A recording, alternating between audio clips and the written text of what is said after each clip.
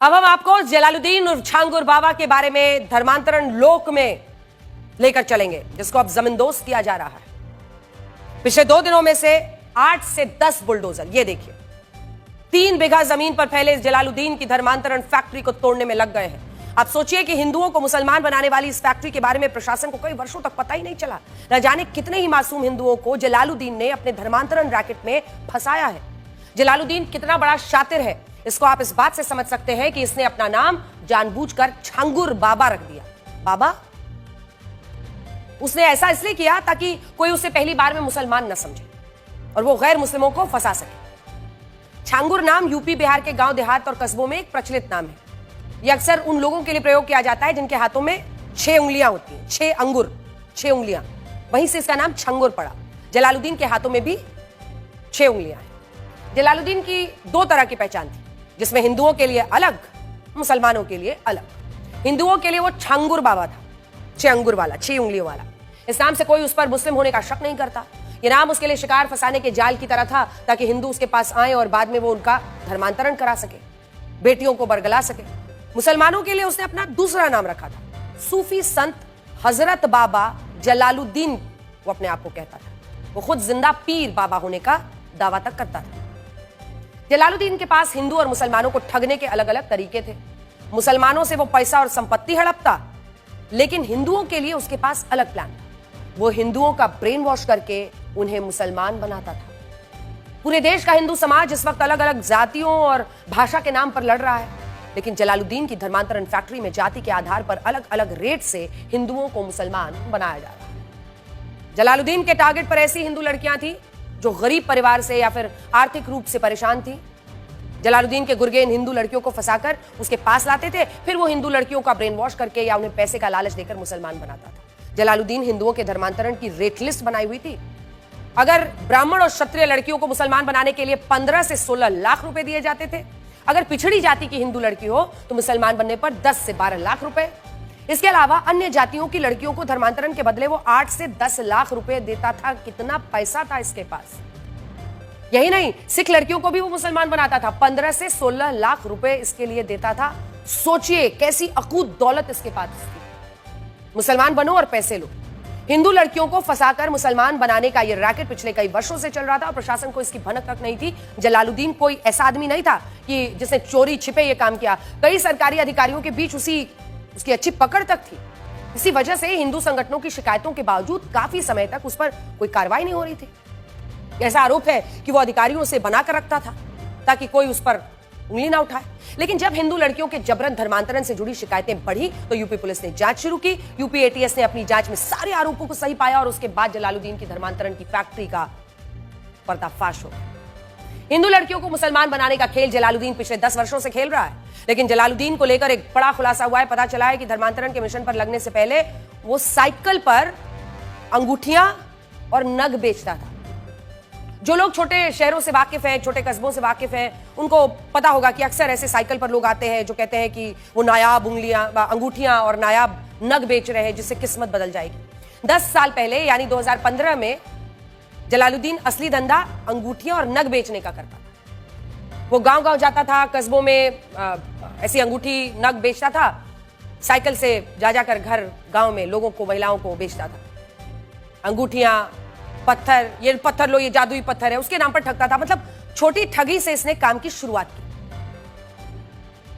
नग के नाम पर, अंगूठी के नाम पर, बेशकीमती पत्थर के नाम पर ये पैसे लूटता था।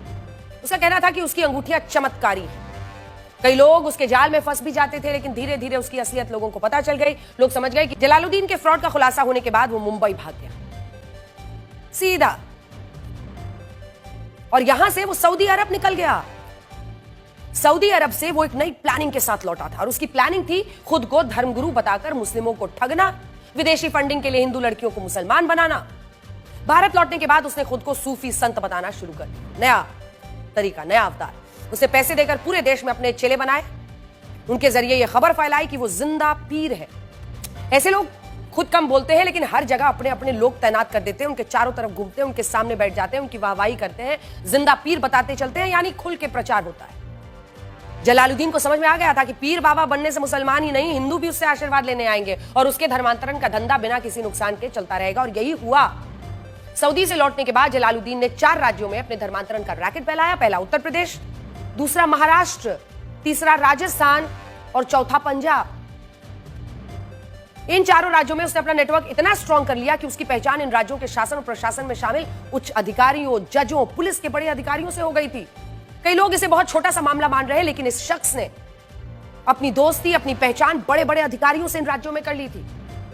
अधिकारियों से अच्छी पहचान होने की वजह से धर्मांतरण के उसके खेल पर बहुत दिनों तक किसी ने ध्यान ही नहीं दिया। जलालुद्दीन के गुर्गों ने अलग अलग राज्यों की हिंदू लड़कियों को फंसाना शुरू किया। उन्हें किसी ना किसी बहाने बलरामपुर लाने लगे।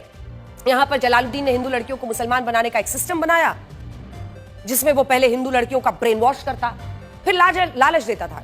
बाकायदा रेट कार्ड था, इतना पैसे दे देंगे, तुम्हारे परिवार है, तुम्हारे घर वाले खुश हो जाएंगे, तुम्हारे पिता की, तुम्हारी माँ की, तुम्हारे भाई की, तुम्हारे परिवार वालों की जिंदगी बदल जाएगी। लालच दिया और धर्मांतरण का फिर दबाव बनाने लगता था। जिस कोठी में ये खेल चल रहा था उसे भी जलालुद्दीन ने किसी किले की तरह बनाया था। उस कोठी में किसी भी बाहरी का आना लगभग नामुमकिन था। जलालुद्दीन के इस धर्मांतरण लोक में हमारी टीम को क्या क्या मिला, आपको यह भी आज देखना चाहिए। जलालुद्दीन की कोठी में 3 बीघा जमीन पर फैली हुई थी। इसे करीब 3 करोड़ रुपए में तैयार किया गया था। पूरी कोठी में 40 कमरे थे, 40।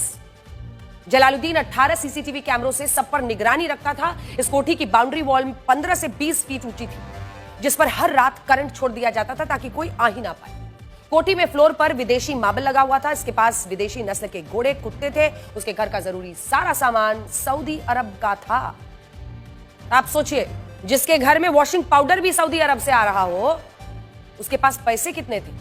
प्रशासन ने जब जलालुद्दीन के घर पर छापा मारा, तब जाकर लोगों को उसकी असलियत के बारे में पता चला। यकीन ही नहीं हुआ कि अंगूठी बेचने वाला एक मामूली आदमी जो साइकिल पर अंगूठी, पत्थर, नग बेचता था, वो ऐसी संपत्ति का मालिक है। हालांकि इसको लेकर जो खुलासा हुआ, उसने ईडी को भी इस मामले में जांच में उतार दिया। जांच एजेंसियों के मुताबिक जलालुद्दीन को हिंदू लड़कियों के जबरन धर्मांतरण के लिए विदेशी फंडिंग मिलती थी। यानी जब वो बलरामपुर से भागकर मुंबई गया और मुंबई के बाद सऊदी अरब पहुंचा, तो यह माना जा रहा है कि एक साजिश के तहत उसकी फंडिंग की जाने लगी और उसका लक्ष्य एक ही सेट किया गया था, हिंदू लड़कियों का धर्मांतरण। हिंदू से मुसलमान बन चुकी लड़कियों को जो पैसा जलालुद्दीन देता था, वो पैसा उसे अलग अलग देशों से मिलता था। जांच एजेंसियों को अपनी जांच में पता चला है कि हिंदू लड़कियों को मुसलमान बनाने के नाम पर जलालुद्दीन को 100 करोड़ से ज्यादा रकम मिल चुकी है। जलालुद्दीन केवल अवैध धर्मांतरण ही नहीं कर रहा था, बल्कि वो देश विरोधी गतिविधियों में भी शामिल था। हिंदुओं को मुसलमान बनाने के नाम पर उसको जो विदेशी फंडिंग आती थी, जो उसके अलग अलग ट्रस्ट में जाती थी, विदेशी फंडिंग के लिए जलालुद्दीन ने Aasvi enterprises, Aasvi charitable trust, Asifiya Hasni Husaini collection, Baba Tajuddin Aasvi boutique जैसे फर्जी अलग अलग ट्रस्ट बनाए। देखिए, इन संस्थाओं के नाम पर 2 बैंकों में 8 बैंक खाते खोल दिए गए। इसके अलावा उसके पास अलग अलग नामों के 40 बैंक खाते मिले हैं, जिसमें करोड़ों रुपए का लेन देन हुआ है। अपने ट्रस्ट के जरिए जलालुद्दीन इस्लाम का प्रचार करता था और धर्मांतरण के शिकार को फंसाता था। जलालुद्दीन और